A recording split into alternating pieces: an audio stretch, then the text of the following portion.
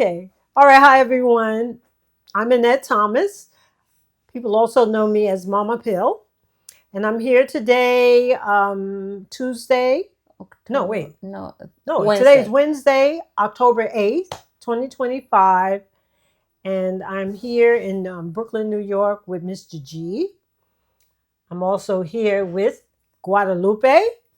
And I'm here to introduce who Guadalupe is. Okay. So, in 1999, I was out in California working with Sebi, aka Dr. Sebi, because he had an office in California in Culver City on Washington Avenue. And he came in all excited. At that time, the way people were viewing video was on the VHS the tape. And we had the video player. So he was in his room and he said, "Hey, man, I want you to see this.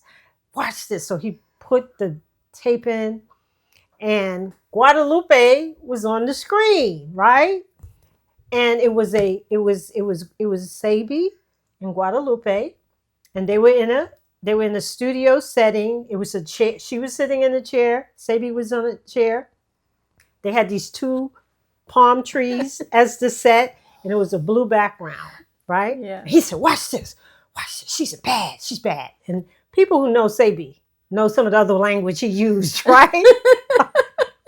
But he was like the only one I know that could be used in that language, and it was like making the woman sound like she was like fabulous in a good way. He said, "Listen to this." So I'm there listening, and everything was in Spanish. It was an interview. Guadalupe was interviewing Sebi, and the whole thing was in Spanish. It was probably, an hour? Like an hour, yes. It was about an hour long. When I finished, I was like, "Oh, how did you get the Oprah of Latin community to interview you?" Because that's how it projected itself. And he was like, "Man, she's bad. She's bad. That's who I've been looking for." Because Sebi had been looking for a woman to apprentice the herbal apprenticeship program that spoke Spanish. Because he was in California, and he finally wanted to. I mean, he was reaching the Spanish-speaking community, no doubt, but he really wanted to reach it on a broader level, and he wanted, because he was doing it basically, because I didn't speak Spanish. My aunt didn't speak Spanish. This is Sebi's also former wife, Patsy Williams, known as Mrs. Dr. Sebi. She didn't speak Spanish, or if she did, very little. Very little. Very little, right? So he was really looking for somebody who was, Mexican, spoke Spanish fluently, read it, write it. And Guadalupe was introduced to Sebi by Brother Robbie. And so after it was over, he said, "What do you think, Nita? What do you think?" And I was like, "Oh my gosh, she is awesome. Oh my goodness." He said, "I'm going to invite her to do an apprenticeship. And at this point, I'm going to turn it over to Guadalupe so she can tell you what happened." Hello, my name is Guadalupe Martinez. I'm from Fresno, California, but I was born in Mexico in a very small town named LATINX, San Luis Potosí. I met Dr. Sebi one day, like Annette just told the story. I was working in a TV station in Los Angeles, and Cable. Yes, TV cable, local cable. Yes. So, but previous to that, it was the producer. One day he told me that if I wanted to meet Dr. Sebi, I'm like, I don't know.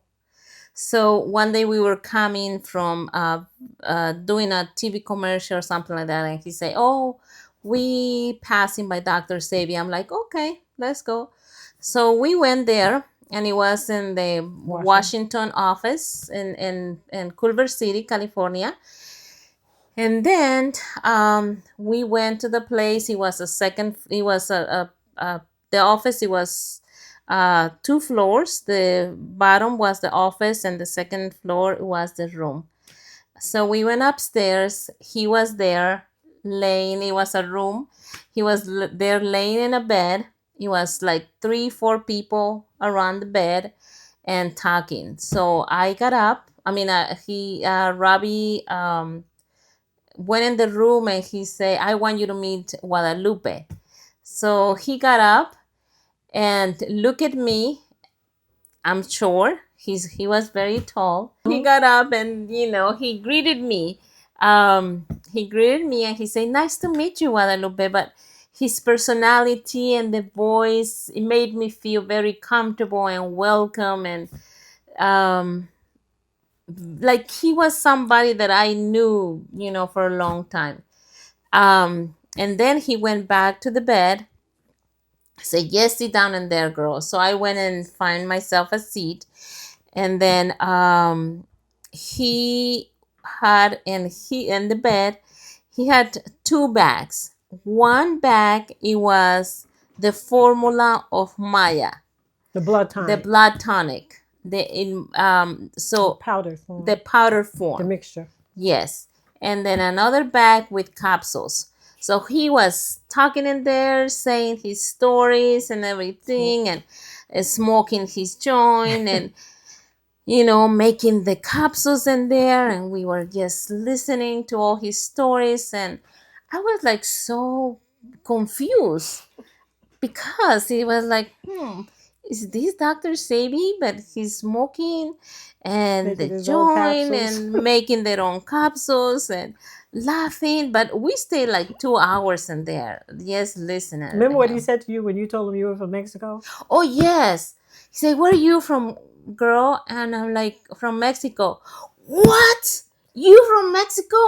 You know that that's the best country in the whole world. Mexico, those damn Mexicans, they have everything. They don't need to be asking anybody for nothing.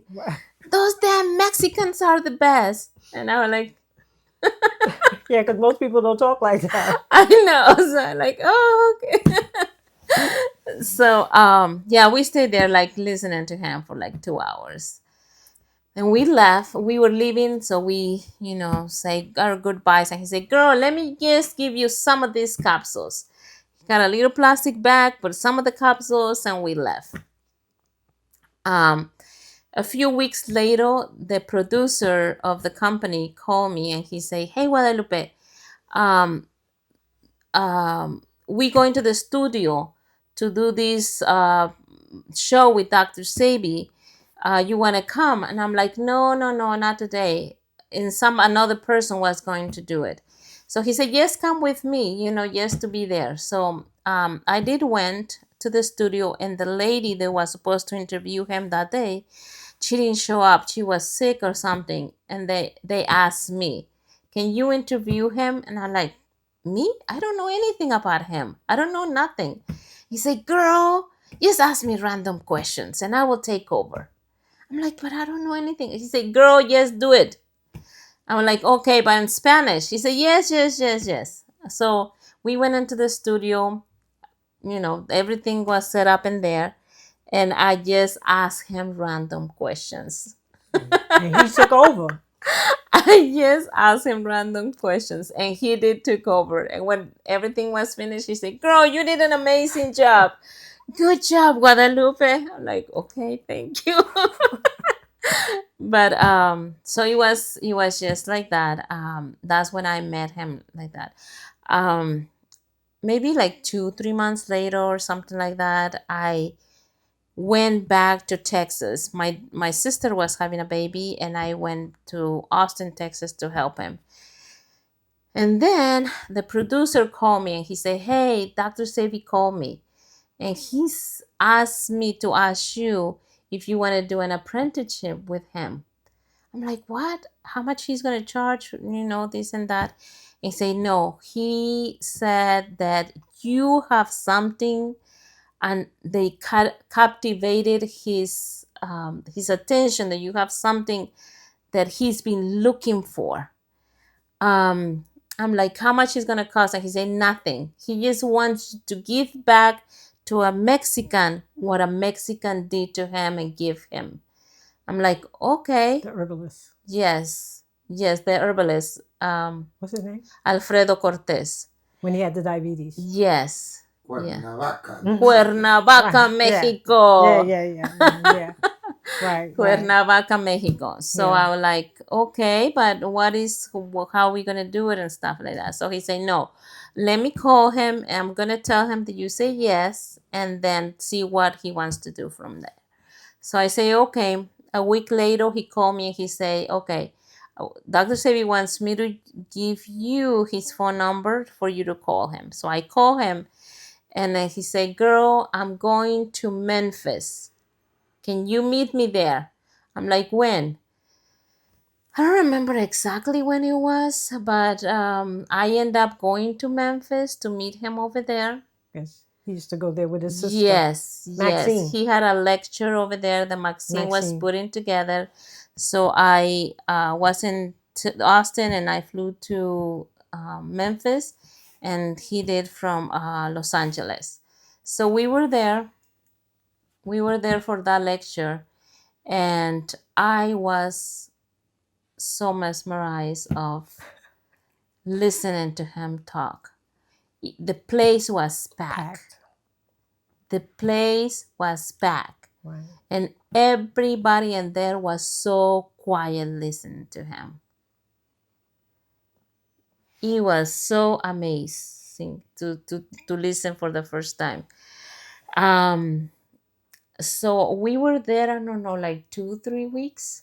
Because afterwards he would do the consultations. Yes, he did the consultations in there and stuff like that. And that was the whole format. Yes. Back then. Yes. So, that was my You first time. You didn't know you were starting your apprenticeship. No. Because that's how you start. Yes. But listen, he was the most amazing and respectful man that I have ever met. Right. Because I met him in Los Angeles, that second time in the studio. Right. And then when we went to Memphis, we were in a hotel, 1 room, 2 beds, and he didn't insinuate nothing. He was like very respectful. He was in his bed, I was in my bed, very respectful. Sebi? Yeah.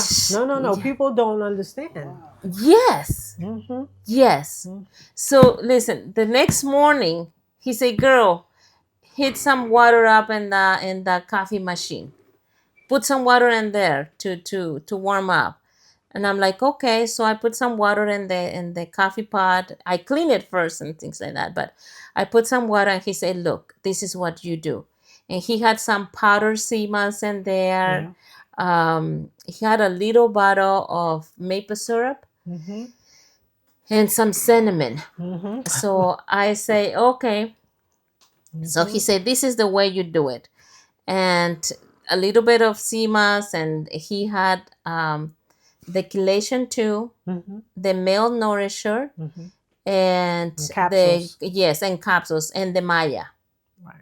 He had those 3 things in those capsules. So he took it with the seamas. Right. And the next morning he said, hey girl, can you make me some seamas? Yeah. So I got up and I did, I made the seamas and stuff like that. And now I knew. He said, girl, you did a good job. She's starting her apprenticeship. She doesn't know it yet, but he's already starting to see her character, how she reacts to information, instructions, how sincere she could participate.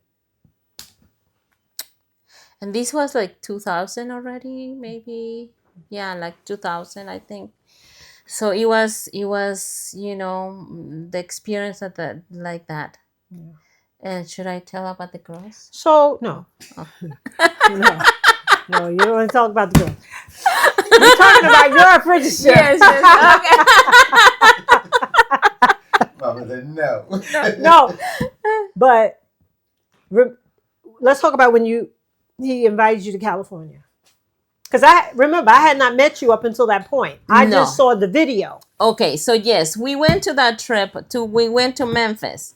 And then when we were in Memphis, he said, girl, we're going to go and see Lisa Lopez. I'm like, what? He said, yes, we're driving to see Lisa Lopez. So he rented a car. We drove from Memphis to Atlanta to see Lisa Lopez.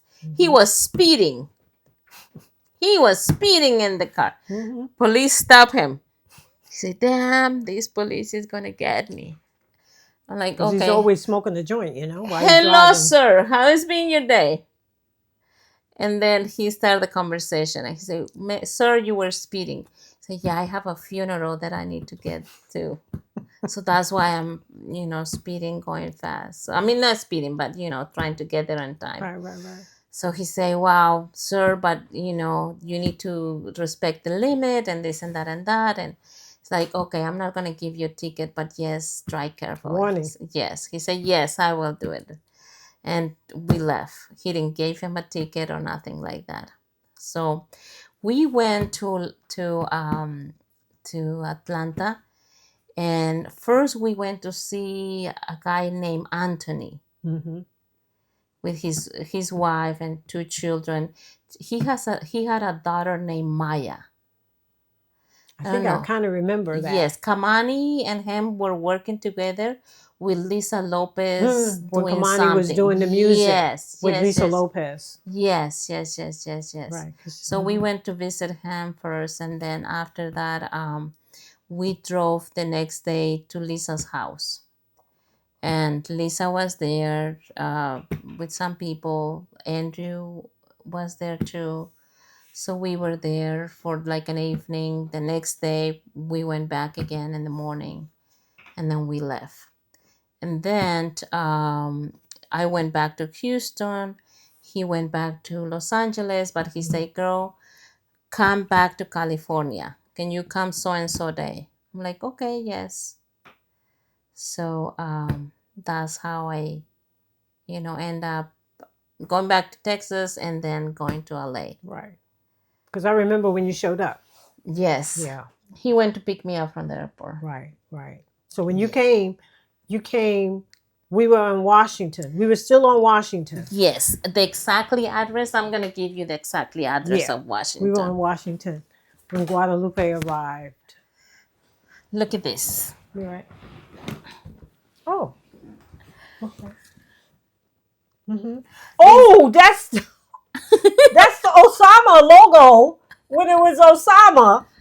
And we had to change it because of the World Trade Center. Yes. When they knocked down the World Trade Center. This is the package. Oh, yes. This is the package that we used to use to do the PR for him. Yes. Oh, my God. This is the package that we used to use. Wilma created that for me.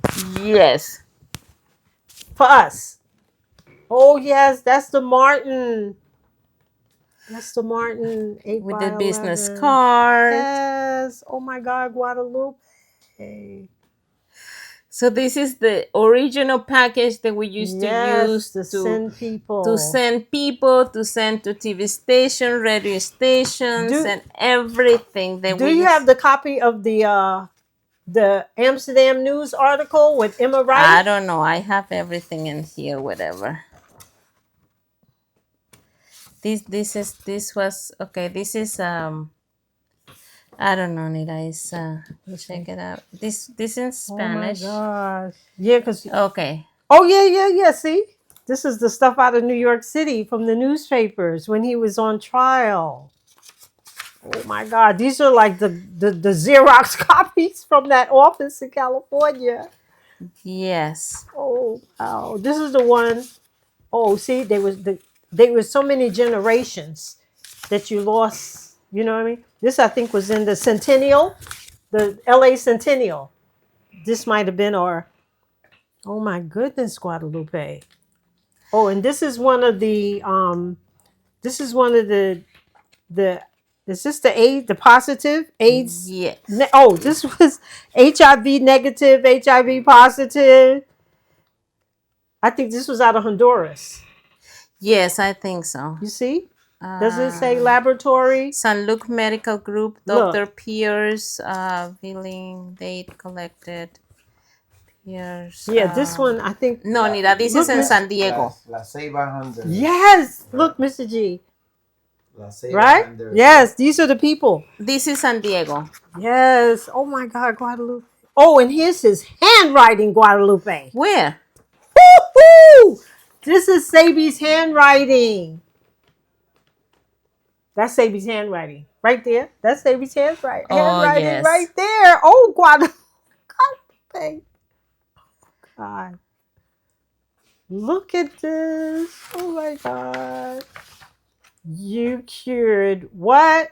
Dr. Sebi is a healer. Look at this. Oh my God. Look, the Park Slope newspaper. I don't know. You probably seen this one already, right? Park Slope newspaper. Yes, That's local. Wow. So this is the package, complete package that we used to use to do the The PR Lisa for him. Lopez one, what was in the magazine when she Oh, was with yes, when the she was one I with the was boyfriend, telling the you. Yes. Andre, the NFL player.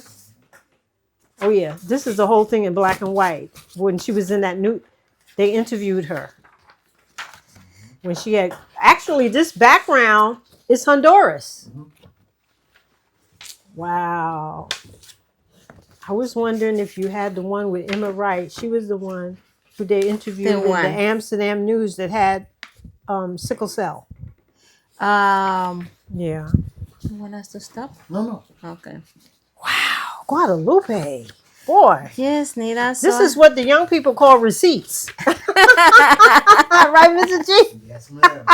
We call them documents. They call them receipts. Yes. Yeah. Yes, so this is. Oh my look. goodness. Oh my gosh. This is the mission statement, right? Yeah. Yes. And this is his biography. Oh my God, Guadalupe. Yes. This is what, because back then you had to do the PR. Who created this? It was you. Me and Emma. Yes. Because Yes. remember when he came back, he and Montoon came back from Africa. Right. The whole computer system and everything, they had taken everything. Right. So he had no computer, nothing. So when I came he called me to help. I got there September of 1999, right before you got there. Yes. He hired me to come and help he and Montoon get everything organized again because he had so many projects afoot in Africa. Yes. Comes back to the United States, his office is all in disarray. So when I came, first thing was you got to get a new computer, right? So Emma, she was a client, right? And she was around prior to him going to Africa. So she was a client and, had benefited from the herb. So she said, I can help you get a computer system. And so, because, people would show up and see what was going on and wanting to help. Right. So she said, I am a computer IT person. She said, let's go get a Dell computer. So he gave us money for the budget. I think she said, well, we probably need, maybe it was a couple $1,000, maybe two. She took me to Dell and she told the man what kind of business it was, what we wanted to create, Xerox copies, labels, all that kind of stuff, right? So we came back. She connected the entire system, took it out the box. She programmed the entire thing. Wow. So she used to come in every day and say, okay, what do you want today? And I was like, so by this time he was saying he wanted an African woman because when he and Montoon came back from Africa, they brought herbs and he created the African formula. Yep. So that was a new product that he and Montoon created coming from Africa. That product had nothing to do with his previous fig tree company. Yes. So what started to happen on the West Coast is that the LA office that got named Osama started creating a whole product line separate and apart from the fig tree. Yes. In California. Right. So the Viento came out of Osama. Yes.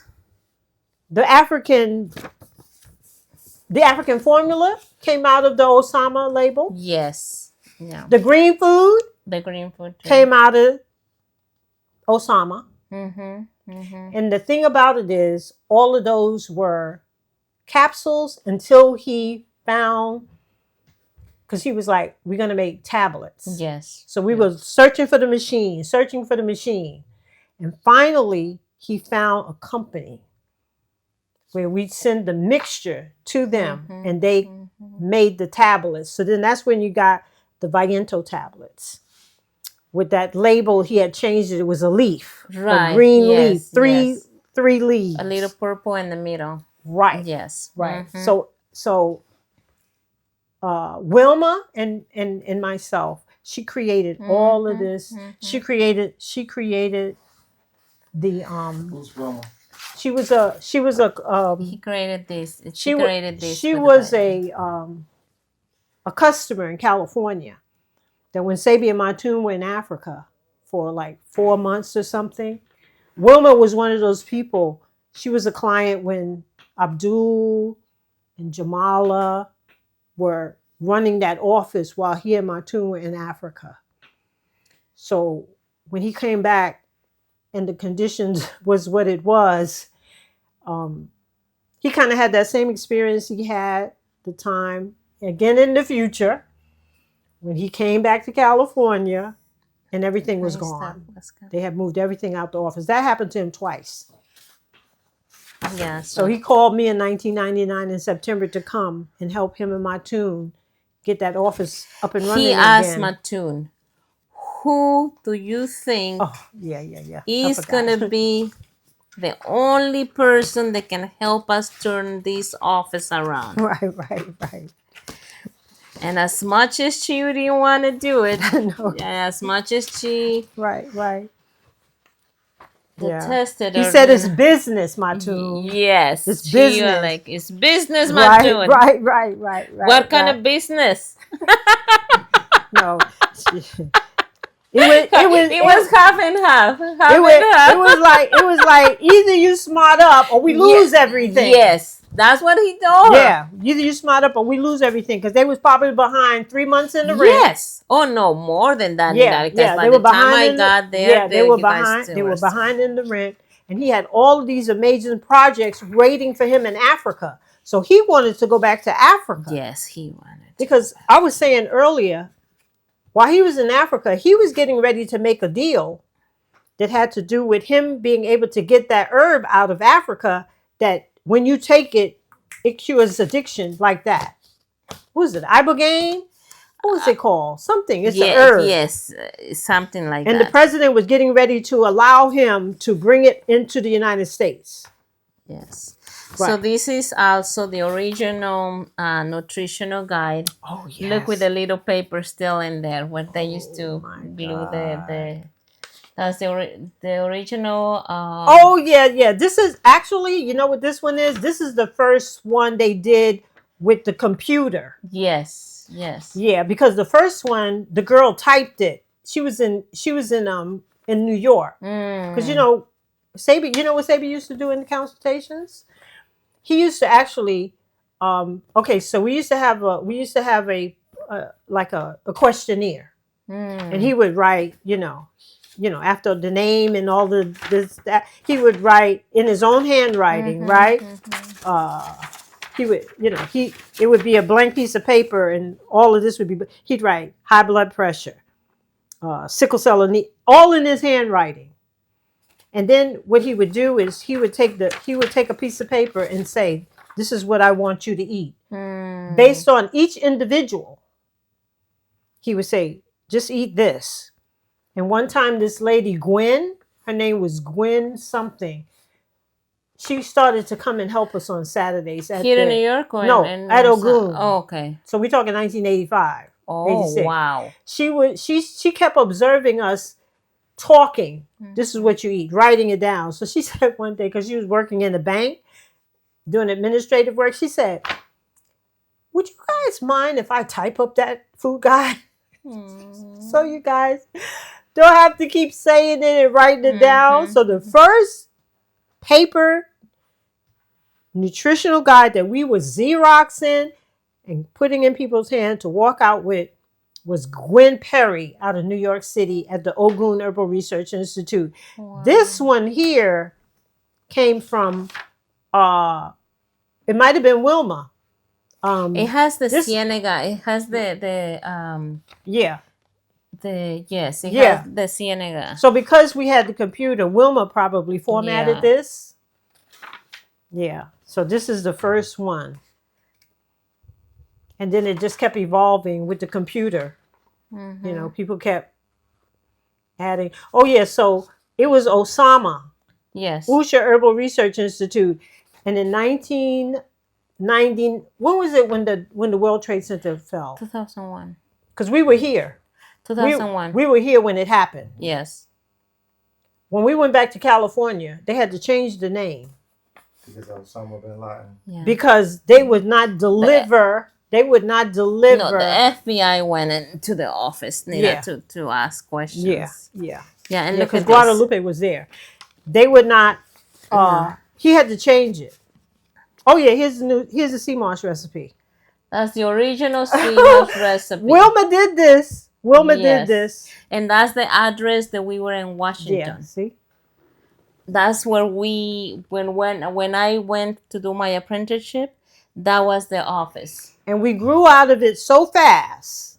Like this. When I got there and you were there, because you were I got staying there at the office. And Annette, was doing so much. I was doing everything. Yes. I was doing everything. Yes. So when Guadalupe came, she was help. And then there was a woman who came on Saturday, Tatanisha. Yes. Yes.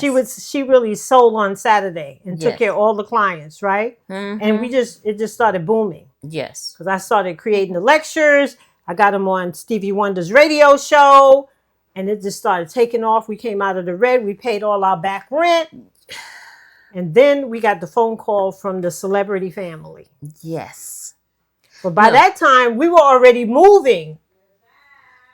We were moving around the corner to the larger building. Yes. Because No, but we were in that, and we were in Washington, and the business was growing. Yeah. So he said we have to look get for a bigger another place. space. And he wanted to buy all the machinery so that we could make. Yes, and he told the landlord, Yeah. we need Yeah, to move bigger from place. here. And he said, I Around have the another corner. office around the corner. Where Pablo and them are now, that's where we moved. And so we went to see it. Yeah. It was perfect. Yeah. So he did the deal. Was $2,000 a month? Maybe. But guess what? Remember he hired the Sagittarius to go in and do the renovation? Yes. Because he turned it into 2 stories. Because it was Yes. just one open space. And that guy built a upstairs. He laid the tile floor. He made. Sebi added that? He hired someone, a Sagittarius guy. Yeah. He added a second level and bathroom, And skylight, the 2 skylights. all of that. Sebi had that all done. He wrote a bathroom, a shower. because remember I was supposed to live there. Yes. And then I left and went to New York. Yes. Yeah. Okay, but again, Yeah. the landlord say, okay, I have this space. Right. So he say, okay. He did sign the contract and everything for us to move there. Right. It was time to move. Who helped us to come to move? It was me, you, and Sebi. So why They moved the entire office. Yes. We moved all the upstairs, And downstairs. all the downstairs, everything. Just the 3 of us. And Yep. the little car. In a gray Ford Taurus station wagon. The 3 of us. So how come other people is now trying to say that? Nobody else did anything. They were there, but they didn't do anything. Yes, so it was Right. the 3 of us. It was Yeah. the 3 of us that we did. Because I'm going to tell you another historical fact. Sebi said that day, do not answer the phone. Oh yes, no. The three of us were so tired moving everything. The phone was ringing. Yeah. And he said, don't answer that phone. Right. And the phone keep ringing. Right. And he said, Nita, don't answer that phone. Right. And who answered the phone after he left? I did.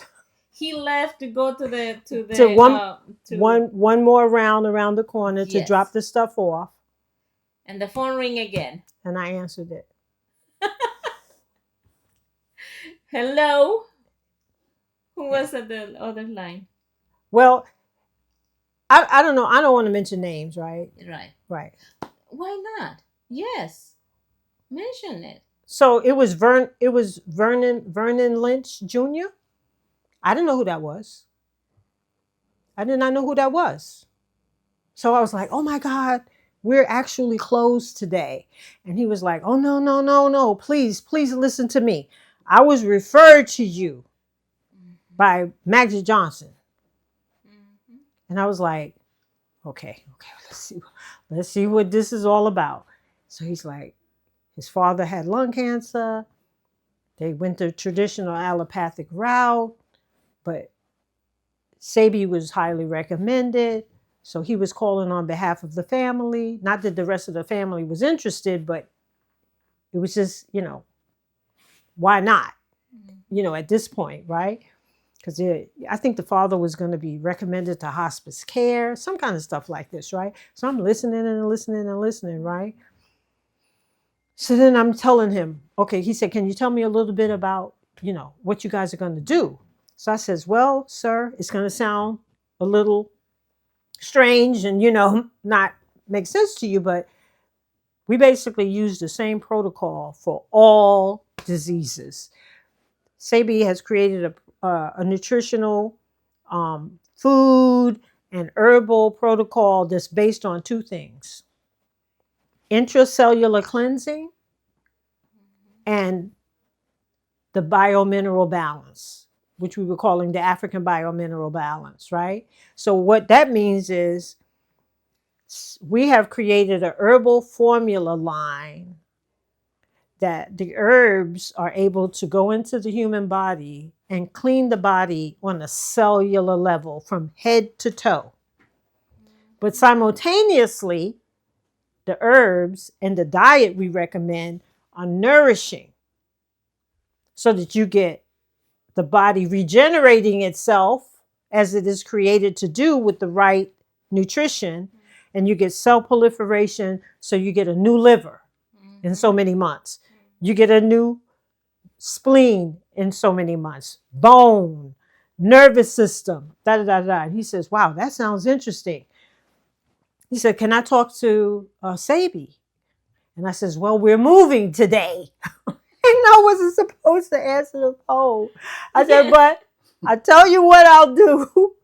I said, I'll wait until we finish and I'll talk to him. He says, well, what I'm going to do is I'm going to call my family and tell them what you have told me, because I cannot authorize this on my own.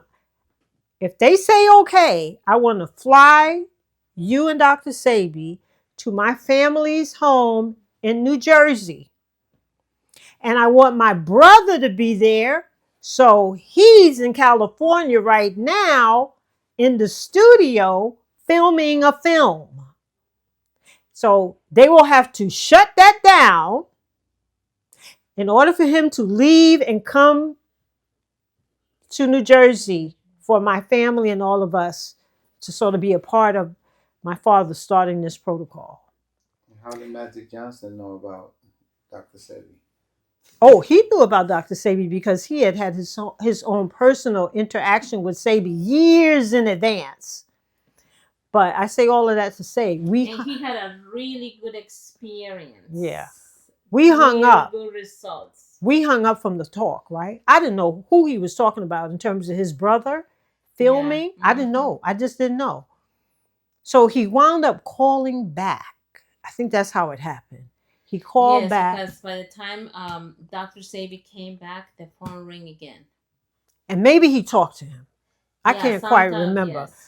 But what we found out eventually. No, he did. Dr. Sebi answered because when he told him who he was, Dr. Sebi knew who the person was. Right. And So anyway, Who it was wound up being Eddie Murphy. Right. But I did not know that from the beginning. He never mentioned his brother's name because, Eddie Murphy and Charlie, they are the same father and mother. But Vernon Lynch Jr., he's that from that last marriage that the mother had. Got it. Right. Right. So that's who it was. Right. So we finished moving, and then they talked. Sebi, they called the house later. That's what happened, to make arrangements to talk to Sebi. And then if they said okay, they were going to book his flight. And instead of me and Sebi going, Matun answered the phone and they booked the flight for her and Sebi. And that whole episode with that family started. And we were around the corner. Yeah, no. So then you and we stay in the office to accommodate and arrange everything in the office. Right. It was really left. nice. They left, and when they came back, they asked for you. Yeah, 'cause the one I had spoke Yes. to. They had asked spoke. for you to go. And then Dr. Sebi needed to go back too. So then you and him went back. Yes. Right. Yeah. End up going there. Yeah. But that place around the corner in La Cienega, that was a really beautiful place. That's where CBS News came. Yes. Because they called me on the phone. Yes. And got me on the phone, and the guy's like, "Oh, I'm a reporter from CBS. I want to interview this Dr. Sebi who cures AIDS and da da da da da da. Is it possible for me to stop by the office?" And I said, "Sure." And they got you on film making the sea moss. Yes, they got me. I'm in film. Right. So whoever has a doubt about who Guadalupe is, then you can see that film is somewhere on the internet. Yes. Right. It Yeah. is. And who liked your sea moss? Who was in love with your sea moss? Oh my goodness. Stevie Wonder. Stevie Wonder used to be regular in the office. He will come to visit us anytime. A lot of people. Any day. Lisa Lopez used to come in there with her entourage. Yes, she used to come too. But Stevie Wonder will come, and he will get some products. Right. And he will stay there again, talk, eat hours in there. And so I started making the semas for him and everybody else who was there. And a couple of times other people made it, and he was like, "Nope, I want Guadalupe semas." I went Guadalupe semas. So he loved the way I made the semas because I made it from my heart. Yeah. Well, everything you do is from your heart. Aww. I mean, come on. No, but it's not until years later.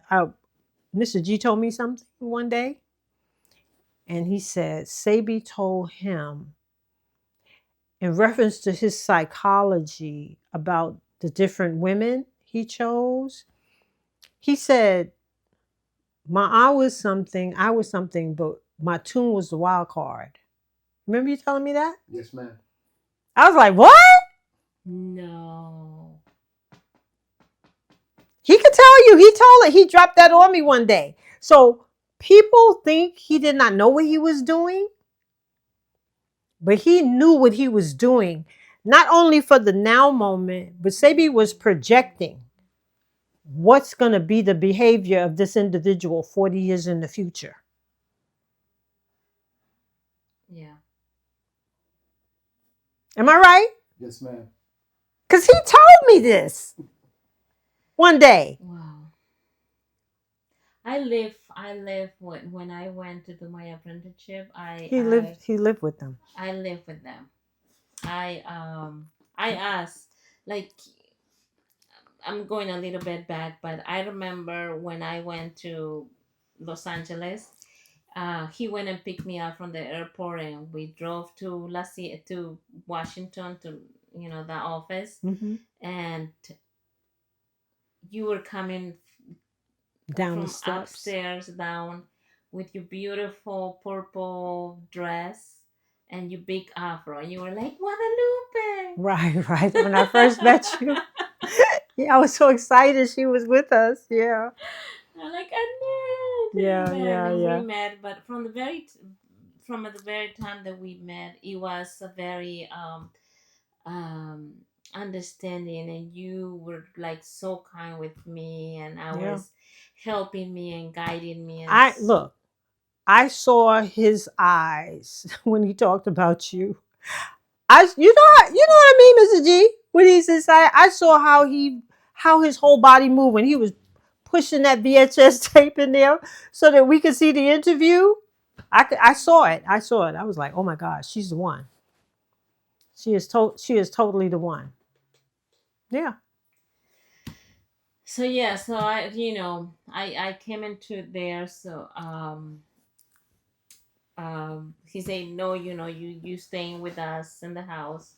So Yeah, because they had just moved to their own apartment. right, yes, so I went with him. And I lived at the new place You upstairs. yes, with you were in the office. Right. So how long did you do the apprenticeship? I don't know. Remember, Nita, how long it was the apprenticeship for? Who, me? No, me. No, you. Me. How long it Well, was? the apprenticeship wasn't like what people might think. Oh, you go into a class every day at a certain time of day with him. That's what I was thinking.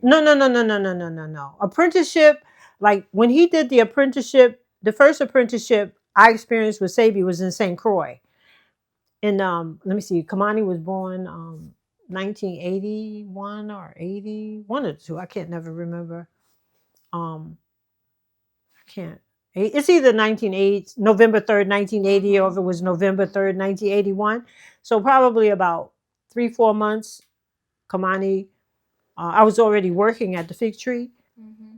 And then I started traveling with him on the weekends. No, before I traveled, he said, I'm going to start an apprenticeship program, herbal apprenticeship program with 10 women here. So I was one. The lady who took me to meet Sebi for the first time in the rainforest, Naima, she was one. Patsy Williams, who is also known as Matun and Mrs. Dr. Sebi, she was the third one. And then there were 7 other women. You remember them? No, I don't remember the other names. I could remember those 3. But let's say, okay, so we used to all meet. Maybe it was on the Sunday when the place was closed. So what was happening each week, he was talking and, mostly talking. So one day I remember one of the young ladies said, Sebi, when are we going to get our books? And he said, it won't be no books. And then she said, well, what about, like when you're going to start writing on the blackboard? He said, there's not going to be none of no writing on the blackboard, none of that. So everybody was kind of confused because, we all born in America, went to the institutional places to learn, blackboard, books. This is how we've learned all our life. He said, it won't be none of that. This apprenticeship is like, it's like indigenous, right? We going by that heritage, that method. You're not learning about burdock in no book with no picture. I'm taking you out in the field, like I did Nita when we was in New York one time going to Aphrodisia warehouse to pick up our herbs. There was a field of burdock. And it was like its maturity season. That's where she first saw live burdock. She saw the leaf, she smelled it, she saw the bud on. That's how we're all learning. No book, right? And then she said, well, what about, the blackboard and, writing stuff down and notes? He said, I'm here to say that anybody who's in here and their brains cannot retain this information, this is not the apprenticeship for you. He said, because what's going to happen when you don't have the book and you're somewhere in the world, right? and you need to make a herb. You need a herb to make something to save somebody's life, and you don't have the book to show you the recipe. What you gonna do? Like the story he said, I'm gonna give you an example of what happened to me when my wife Ma'a had her son, the last son Sisa, and she got ill. Sisa was maybe 6 months or something, and she got lockjaw. And they were either in Dominica or they were in St. Croix. I don't know, between those places, one of those places. And she had lockjaw and she was dying. And I think he had shipped everything out of Dominica to St. Croix because they had to leave. And he had no herbs. So he had to go around to everybody. Asking the previous clients. Yeah, because before he didn't make the hops tincture. He used to sell the hops flour in a bag and then write on it how to cook it. So he went around and he got herbs from the different people and he boiled them and he made a poultice and he shaved Ma'a's hair off. Yes. And he put the poultice on her and tied it underneath her chin. And I don't know how many hours after that she yawned and he unlocked the lockjaw. He said, that's what I'm talking about. Yeah, and that is very true. When we went to Memphis, I don't remember what is the name of the city of Alex Haley, something, the one who wrote Roots. Yes. We went to his hometown, to the house that he grew up with. They converted that house in a museum. To a museum? Yes. So we went there and he took a couple of ladies that were there and myself, and we went up in the hills and stuff like that. He was telling us the wild garlic. Just by looking at it and we're like, this is what I'm talking about. Right. Wild. In the environment, the natural environment where God created the herb, where it seeds itself, it grows itself, it don't need man to plant it, water it, weed it, nothing. Yes. Right. Yes. So I remember that time that we went there and that's the way, it was a few people behind him and he would just go and look around and show us and talk to us about that specific herb. Right. So the apprenticeship, Mr.G, was multi-dimensional. It was everything. He was teaching you and exposing you to so many aspects. If a client will come to get a consultation, he will say, come with me. Yeah. Come with me. So he will That's how you learned how to do the consultation. He will invite us a couple of times with him. And then he will say, okay, give them these products and explain to them. Without no warning. Yes. You'd be sitting in the consultation with him for 6 months straight. Yes. And he's doing all the talking. And you ain't saying nothing, but just sitting there observing, learning from repetition, the language, the stories, everything. And then one day out of nowhere, he's talking, doing the whole consultation with the person. Then he says, oh, Guadalupe is going to explain to you how to take all the tonics. Yes. She's going to tell you what they're for, and then she's going to tell you how to eat. Bye. And then he jump up. You know how he walked, right? He'd be gone. You know how he had that gait, right? Yes. I remember the first time he did it to me. I was in Washington D.C. at the warehouse. I thought how he walked my mama get that. She did exactly like he did, and she looks like him too. Like his spirit just jumped in me. You did too, nigga. Like with his big long hands. Like. Yeah. Because he did it so many times. What are you talking about? Oh my God. Anyway. Yes. Yeah. But that was, for me, it happened in the office in La Cienega Yeah. upstairs. Yeah. He was giving the consultation and okay, Guadalupe, Yeah. this is the products. Go and explain to this person and the nutritional guide and this Right. and that and that and that. So, Yes. so to answer Mr. G's question, how long was your apprenticeship? It just was ongoing. You see what I'm saying? It was just ongoing It wasn't for a traditional no, no, apprenticeship. no, no, no, no, no, no, no. And then But it was like so many things yeah, because he will say, okay, I need to go here, come. He will take us to whatever he will get the bottles, yeah, whatever yeah. he will get the herbs, go and visit one of his friends, and then during the ride, he will talk to us about a Different specific stories, everything.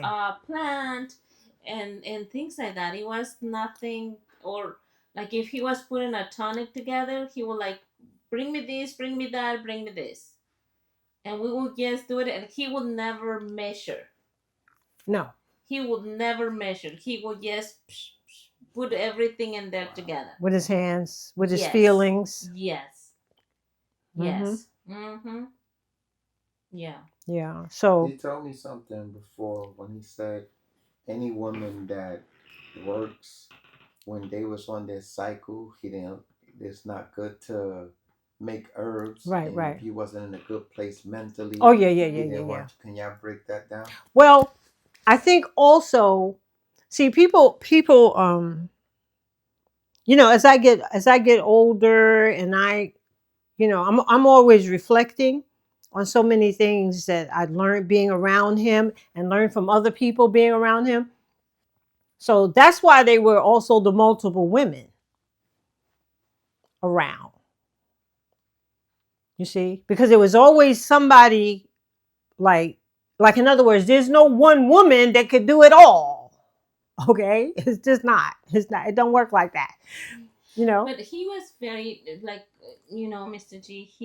He had it was some women in there in the office that he will say to us, this person put this person in the back. We don't want this reflection or this person to be dealing with clients. Oh yeah. Well, he was constantly observing and making adjustments. Yes. Constantly. And like you said, so I know when I met him, my aunt had just had Sasa, right? She was formulating. My aunt was formulating. Sebi was formulating in St. Croix. Olu was formulating, and I think Karen. I don't know if Karen was doing it so much. I think she was doing more administrative stuff. But in reference to some a woman being stable and doing the herbal preparation, I would say that when I met him, um, my aunt had, like I said, she had just had Sasa, right? For me, my experience in that aspect, he was putting the formulas together all the time. I was just more observing, and but by the time you met him, remember he and my aunt, they started off in the 70s together. Yes. In LA. Right. Yeah. Right. So to me, my aunt was someone that was chosen to journey with him because she displayed a certain personality and temperament. You know what I mean? That she could journey with him and be a compliment. You see what I'm saying? Yeah. And so in terms of like if a woman would mincing or something like that, what I would say to that is that because not everybody was making the liquids in the beginning. It was very limited in terms of who was doing the liquid preparations because it wasn't many of us. Yeah. You know what I'm saying? It was when I met him, it was Olu, Larry, and my aunt and Karen. Larry was the oldest one. He was not making no formulas. He was more part of marketing and physical support. Olu, I do think, was doing formulating, but it was mostly my aunt. And then eventually later on, my aunt's oldest daughter, that Sebi met her with, when Yeah, right? Because that's Ma's daughter from a previous marriage, right? She started making formulas, and she was like in her teens. You see, so in the beginning, I would say it was limited. Right. It was limited because a lot of people now they're making formulas, which was the purpose of the whole mission. Right. Was for people to reclaim that heritage of herbology, being a part of our heritage as a people, right? Before things changed, right? And we definitely know that's been accomplished, right? We don't. Okay, well, being that we got a little bit of history right now, can you let everybody know where they can find you, Mama Pills, Guadalupe, where they can find you?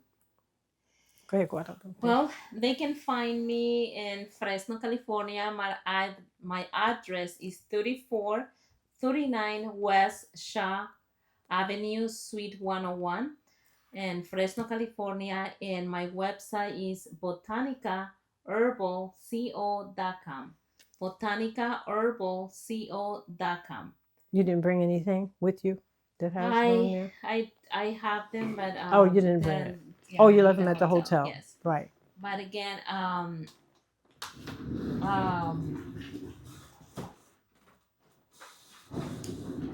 can help.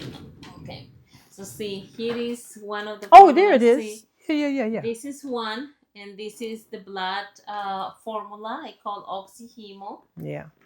That in Dr. Sebi's products, in the beginning, it was Maya. Right. This is the capsules? Yeah, this is the because everything in the beginning was liquid. Yes, And I then- have it in liquid too. Right, For another right. program, we will bring the liquid. Yeah. And we will give it around to people to taste it and see what Right. they think about it. Right. But this is one of the formulas that I'm making right now. It's in liquid and capsules. And in capsules. Yes. What is good for? You explain. Iron, primarily. This is okay. The blood tonic, which it was originally called when I met him on the island of St. Croix in the 80s, in the early 80s. Like I said, I have to really find out when my son was born. I should be ashamed of myself.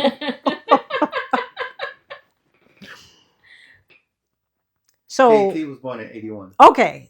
Okay, November 3rd, 1981. 81, yeah. Right. So he was born.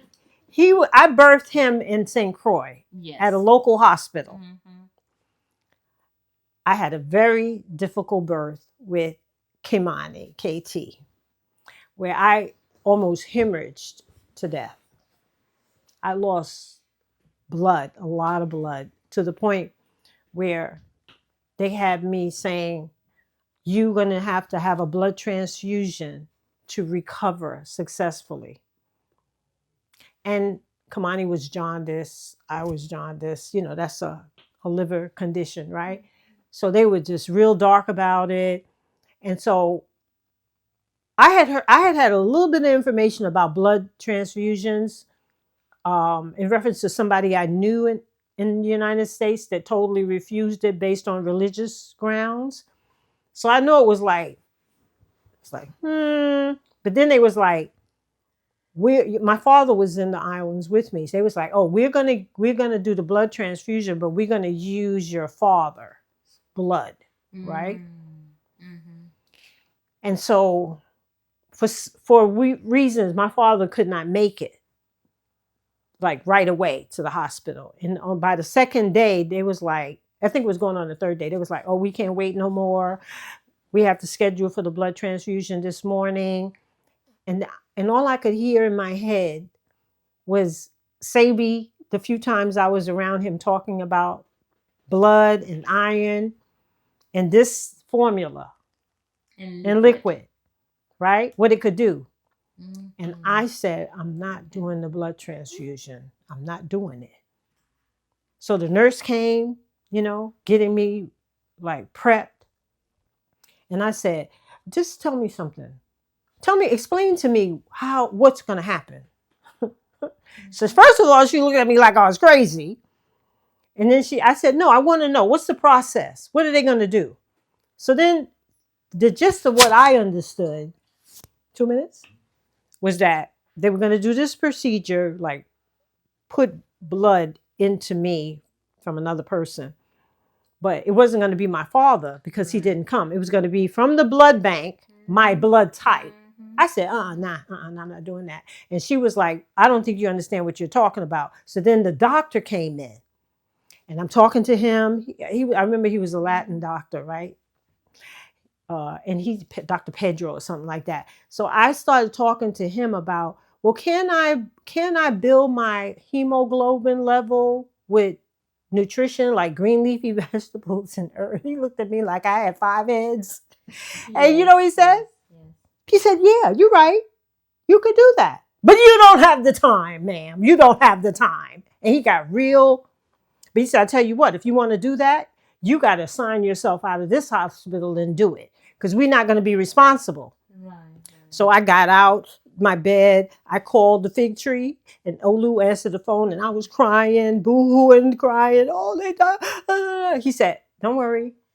He said, take a cab, go home. We just did a whole batch of blood tonic.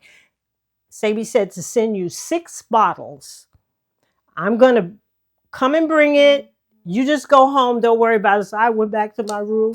Yeah, I had the little layinette for Kamani. You know how people bring you the layinette, the whole outfit for the baby. I'm dressing him. I'm crying. Like, I'm just crying. So I get in the cab. I go home. Not as soon as I get out the cab, you know, all my little Kiba and Philip and Paul and my cousin, they run in to see the baby. I go in the house. I hear the car thunder because the car used to make a lot of noise. Oh, Luke, he gets out the car. He comes into the house. He gives me the 6 bottles of the blood tonic. He said, Sebi said to take a bottle a day. Yes. Because when they have that low of the iron, a bottle a day. People that has leukemia, leukemia, a bottle a day. Yes, a bottle a day in liquid. Right. It will in liquid. Yes. Kamani is 40 what now? 40 something. Because we're in 2025. 44.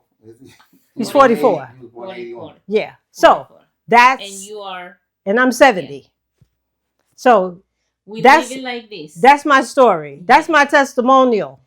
How powerful the oxyhemo or the Maya. The blood tonic was what it was originally called. And you don't have to be sick to take it. No. It's preventive, it's curative, and it's maintenance. Yes. All right.